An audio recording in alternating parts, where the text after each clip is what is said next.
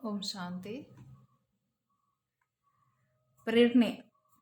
ನಾವು ಪರಸ್ಪರ ಒಬ್ರಿಗೊಬ್ರು ಅರ್ಥಾತ್ ಅನ್ಯರಿಗೆ ಸೇವೆ ಹೆಂಗೆ ಮಾಡಬಹುದು, ನಮ್ಮ ಜೀವನದಲ್ಲಿ ಪ್ರೇರಣೆದಾಯಕರಾಗಿ ಅಂದರೆ ಪ್ರೇರಣೆಗೆ ಒಂದು ಉದಾಹರಣೆ ಮೂರ್ತಿಯಾಗಿ ಮತ್ತು ಯುಕ್ತಿಯಿಂದ ಬಹಳ ಬುದ್ಧಿವಂತರಾಗಿ ಕಾರ್ಯ ಮಾಡಬಹುದು.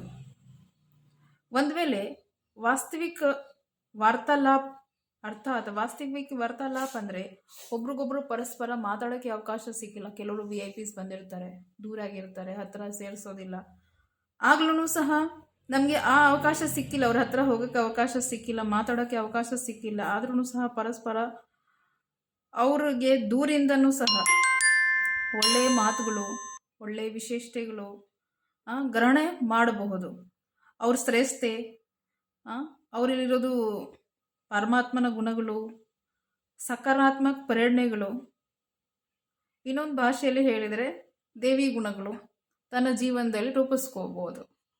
ಇದರಿಂದ ಪ್ರೀತಿ ಮತ್ತು ಅವ್ರ ಬಗ್ಗೆ ನಮಗೆ ಗೌರವ ವಾತಾವರಣ ನಿರ್ಮಿತ ಆಗುತ್ತೆ. ಅಂದರೆ ಗೌರವದ ವಾತಾವರಣ ಒಂದು ರೀತಿಯಿಂದ ಕ್ರಿಯೇಟ್ ಆಗುತ್ತೆ ಅಂತ. ಇದರ ಕಾರಣದಿಂದ ಆಧ್ಯಾತ್ಮಿಕ ಅನುಭವ ಬಗ್ಗೆ ಕೊಡೋದು ತಗೊಳ್ಳೋದು ಸುಲಭ ಆಗುತ್ತೆ. ಆದರೆ ಭಗವಂತನ ಮಾತಿರಲಿ, ಭಗವಂತನ ಬಗ್ಗೆ ವಿಶೇಷತೆ ಇರಲಿ, ದೇವಿ ಗುಣಗಳಿರಲಿ, ಕೊಡೋದು ತಗೊಳ್ಳೋದು ಸುಲಭ ಆಗುತ್ತೆ. ನಾವೂ ಸಹ ಅಷ್ಟು ಖುಷಿಯಾಗಿರಬೇಕು ಅಂದರೆ ನಮ್ಮ ಜೀವನ ನೋಡಿ ಅನ್ಯರಿಗೆ ಉದಾಹರಣೆ ಆಗಿಬಿಡ್ಬೇಕು. ಮತ್ತು ಜನ ಬಾಯಿ ಬಿಟ್ಟು ತಾನೇ ಹೇಳಬೇಕು, ನೋಡ್ರಿ ಇವರು ಸೂಕ್ಷ್ಮ ದೇವತೆಯರು ಹೋಗ್ತಿದ್ದಾರೆ, ಈ ಭೂಮಿ ಮೇಲಿನ ಸೂಕ್ಷ್ಮ ದೇವತೆ ಥರ ಇದ್ದಾರೆ. ಜನನೂ ಹೇಳ್ತಾರಲ್ಲ ಇವರು ದೇವತೆ ಥರ ಇದ್ದಾರೆ ಅಂತ ಹೇಳಿ. ಆ ಥರ ನಮ್ಮ ಜೀವನ ಉದಾಹರಣೆ ಮೂರ್ತಿ ಆಗಬೇಕು. ಓಂ ಶಾಂತಿ.